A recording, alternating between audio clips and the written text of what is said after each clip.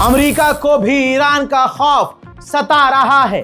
सीधी खबर आपको बता रहा हूं, मिडिल ईस्ट में अमेरिका पूरी तरह से रेड अलर्ट पर है।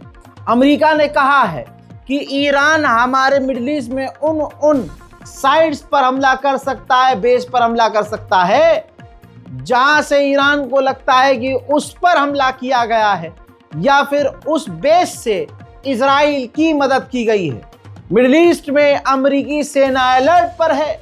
मिडिल ईस्ट में अमेरिकी लोगों को अमेरिका ने अलर्ट जारी किया है कि अपना पिछवाड़ा और अपनी जान बचा कर रखो। अब मिडिल ईस्ट में अमेरिका का जो सबसे बड़ा बेस है वो कतर में है।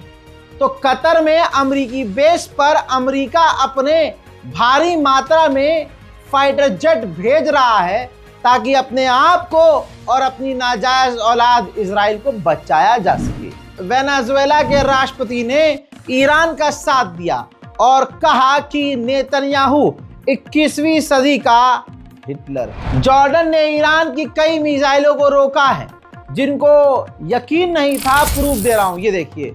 जॉर्डन ने ईरान की मिसाइलों को रोका है, यानी आसान जबान में जॉर्डन ने इजराइल को ईरान की मिसाइलों से बचाया। जो मिसाइल का हिस्सा गिरा है उस पर कुरान की आयत साफ देखी जा रही है। जो ईरान ने अपनी मिसाइल पर कुरान की आयत लिखकर ईरान ने इजराइल पर दागी, जॉर्डन ने उसे रोक दी। बहुत पहले ही मैंने बोल दिया था, एक अकेला ईरान। रशिया ने आधिकारिक तौर पर यूएन में कहा है कि नाटो के कई देश इजराइल की मदद कर रहे हैं ईरान पर हमला करने के लिए। इसी रशिया ने यह भी पहले दावा कर दिया है और बताया, खुलासा किया कि ब्रिटेन ने ईरान पर हमला करने में काफी अहम किरदार इजराइल के साथ मिलकर निभाया। सुनिए। In the context of the current strikes by Israel, what we noticed is the information mass media about the fact that there was likely coordination between Israel and British special services. Immediately after the Israeli strikes, they sheltered the Israeli aviation which participated in the strikes in their bases in Cyprus.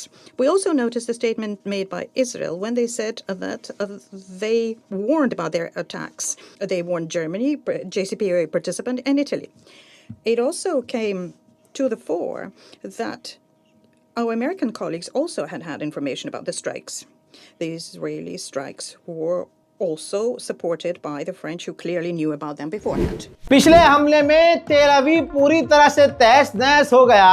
इसके बाद Iran की army ने कहा है कि अब हम कम से कम 2000 मिसाइलों के साथ इजराइल पर हमला करने का प्लान कर रहे हैं। यानी आप समझ सकते हैं कि ईरान फुल एकदम मूड में आ गया है। वाह! ईरान ने कहा है, ईरान की सेना ने कहा है, अब हम 2000 मिसाइलों से हमला करेंगे और ऐसा हमला होगा जैसा हमने पहले हमला किया उससे 20 गुना ज्यादा खतरनाक हम हमला करेंगे। ईरान बेहतरीन लेवल पर जवाबी कार्रवाई कर रहा है। ईरान के विदेश मंत्री ने कहा कि हम अमेरिका से बातचीत करने को तैयार है, लेकिन पहले हम इजराइल को जवाब देंगे, उसके बाद करेंगे अब बातचीत। मोहतरम हज़रात, एक बड़ा ऐलान। इस चेहरे को पहचान लीजिए। ये ईरानी चेहरा जिनका नाम है Syed Majid Mousavi, IRGC air force के कमांडर बना दिए गए हैं। ईरान के supreme leader Ayatollah Syed Ali Khamenei ने खुद इनको ईरान की एयरफोर्स का, हवाई सेना का कमांडर नियुक्त कर दिया है। रूस के डिप्टी प्राइम मिनिस्टर ने कहा अभी तो इजराइल का और बुरा हाल होना है, आगे हालात इजराइल के लिए और खराब होंगे। ये बुड्ढा इजराइल का पूर्व प्रधानमंत्री है। लगाइए फुल स्क्रीन पर, मैं आसान कर देता हूं। हाँ, ये जो बुड्ढा है ये प्रधानमंत्री रह चुका है इजराइल का। इसने इजरायली मीडिया से बात करते हुए ऑन रिकॉर्ड कहा है कि हम ईरान की न्यूक्लियर फैसिलिटी को तबाह नहीं कर सकते, परमाणु खराब नहीं कर सकते, ईरान को बेकार नहीं कर सकते, क्योंकि इस जंग में हमारे लिए अमेरिका जरूरी है। और अमेरिका इतना चतुर है कि अमेरिका ने तो खुद यमन से डील कर ली और पीछे हट गया, और हम इस जंग में अकेले हैं और अकेले हम जीत नहीं सकते। और अमेरिका इस मामले में पड़ना नहीं चाहता। पूरी तरह से उसने हमें किनारे कर दिया। ईरान स्ट्रेट ऑफ हॉर्मूज को बंद करने की लगभग तैयारी कर रहा है, क्योंकि वहां से ब्रिटेन का एक डिस्ट्रॉयर गुजर रहा था सी ऑफ ओमान के करीब से। ईरान ने उस ब्रिटेन के डिस्ट्रॉयर को रोका, मजबूर किया, धमकी दी और इतना प्रेशर बनाया कि उसको अपना रास्ता बदलना पड़ा। ईरान अब पूरे भौकाल में आ चुका है और ईरान आगे क्या करेगा ये वक्त बताएगा। इजराइल ने तो तेहरान के सिविलियंस के इलाके पर हमला किया, जिसके बाद ईरान का गुस्सा फूटा है। तस्वीर देख लीजिए, तेहरान की ये इमारतें हैं जिसे इजराइल ने तबाह किया है। इन्हीं तस्वीरों के सामने आने के बाद ईरान ने इजराइल के तेल अवीव को गज्जा जैसा बना दिया। अमेरिका को तो ईरान का डर है ही, लेकिन अब जानकारी ये आ रही है कि नेतन्याहू तो वैसे भी घर से फरार है। अब दूसरे जो नेता हैं और इजराइल के जो बड़े लोग हैं वो अपने परिवार के साथ साथ सेफ और सिक्योर जगह पर गायब हो रहे हैं। खबर आ रही है कि ईरान के बंदर अब्बास के पोर्ट पर इजराइल हमला कर रहा है, जिसे आसमान में ही ईरान बड़ी कामयाबी से रोक रहा है। देखिए,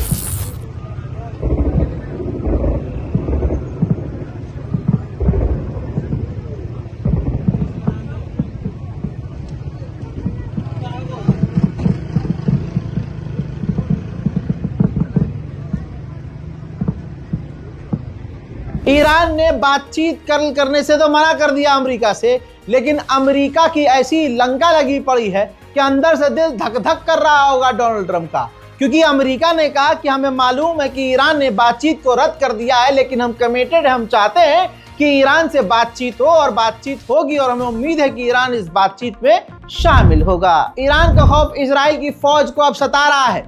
इजराइल की फौज ने एक्सेप्ट किया और कहा है कि ईरान के पास इतनी सारी मिसाइलें हैं कि वो हमें बड़ा नुकसान पहुंचा सकता है।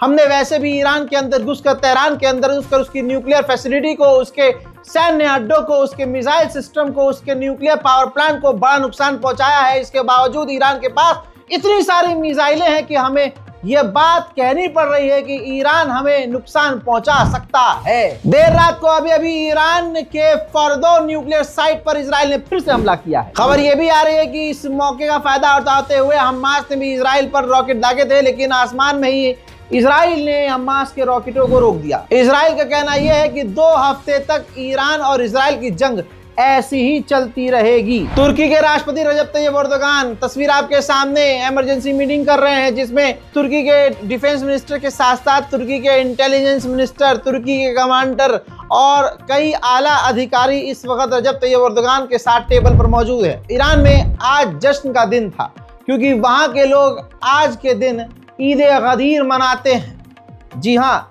ये ईद उनकी गदीर कहलाती है, ईद गदीर कहलाती है।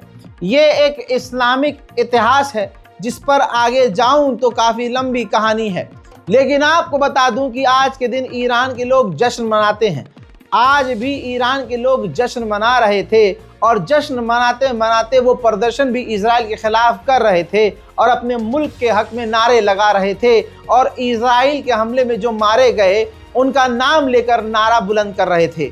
इन तमाम चीज़ों को देखने के बाद ईरान ने आधिकारिक तौर पर आदेश दिया कि ज़्यादा से ज़्यादा लोग अपने घरों में रहें ताकि सेफ रहें। यह है वो ईद गदीर और जश्न मनाने का मंजर।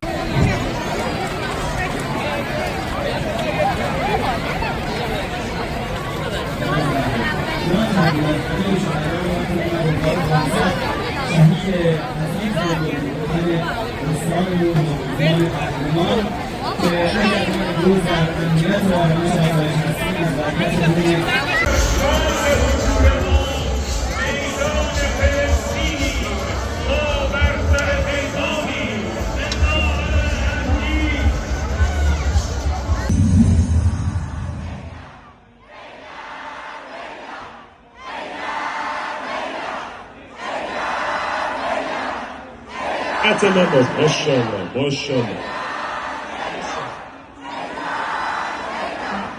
Hey.